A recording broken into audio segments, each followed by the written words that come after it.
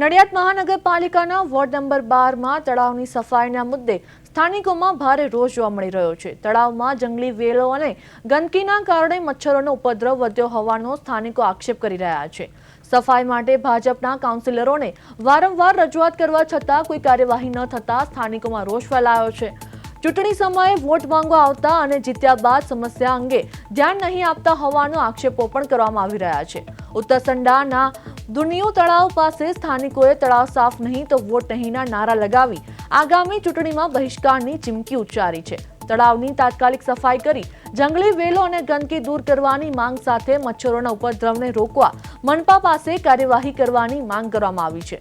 હવે સ્થાનિકોના રોષ બાદ મનપા અને જવાબદાર કાઉન્સિલરો ક્યારે કાર્યવાહી કરે છે તે જોવું રહ્યું।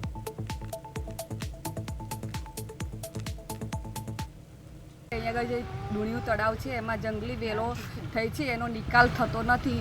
વોટ લેવા માટે બધા આવે છે, અમે વારંવાર અરજી કરવા છતાં અહીંયા કોઈ જોવા સરખું આવ્યું નથી અને આજે આવશું કાલે આવશું કરી અને હજુ સુધી આવ્યા નથી। મચ્છરનો ઉપદ્રવ બહુ વધી રહ્યો છે। નાના બાળકોને અને વૃદ્ધોને મચ્છર એટલા બધા કરડે છે કે જો રોગચાળો ફેલાય તેની જવાબદારી કોણ લેશે? અને બીજું કે અમે વારંવાર ફોન બી કર્યા છે એ લોકોને અને અરજી પણ કરી છે, પણ એ લોકો એવું કહે છે કે અમારું ટેન્ડર પાસ થાય ત્યારે તમને જણાવીશું। પણ અમારા અહીંયા જે દુનિયા તળાવ છે એમાં એટલી બધી વેલ થઈ છે ને, તો એટલા બધા મચ્છર વ્હાઈટ મચ્છર છે તો કરડે છે ને, તો શું કે રહેવાતું નહીં, બેસાતું બી નથી એમ। અને અમે 3 થી 4 વખત ફોન કર્યા તો અમને એવું કહે છે કે એક પહેલા મેં ફોન કર્યો ત્યારે મને એવું કીધું કે જો અમે હમણાં છૂટાયા છે, તમારે ચાલુ થઈ ગયું કે અમારે થશે ત્યારે અમે કામ કરીશું। મેં કીધું પછી મેં ફોન મૂકી દીધો। એ પછી મેં બીજા 2 જણને કર્યો ફોન, તો એ કે અમારે ત્યાંથી પાસ થશે ત્યારે અમે વાત કરીશું। ઇલેક્શન જાહેર થયું અને આ વિસ્તારમાં ફરતા હતા ત્યારે વિસ્તારના લોકોની સમસ્યા સાંભળે કરતા જોઈ અને પ્રેક્ટિકલિટીમાં એવી પરિસ્થિતિ છે કે સાંજ પછી આ જે જંગલી વનસ્પતિ તળાવમાં ઉગી ગઈ છે, જેને કારણે સાંજ પછી એટલા બધા મચ્છરો થાય છે કે ઘરના બારી બારણા બંધ જ રાખવા પડે છે। સાંજે 7, 7:30 અંધારું થયા પછી કોઈ પરિવાર પોતાના પરિવાર સાથે ઘરની બહાર બેસી શકતું નથી કે અહીંયા હરીફરી શકતું નથી, બાળકો અહીંયા રમી શકતા નથી।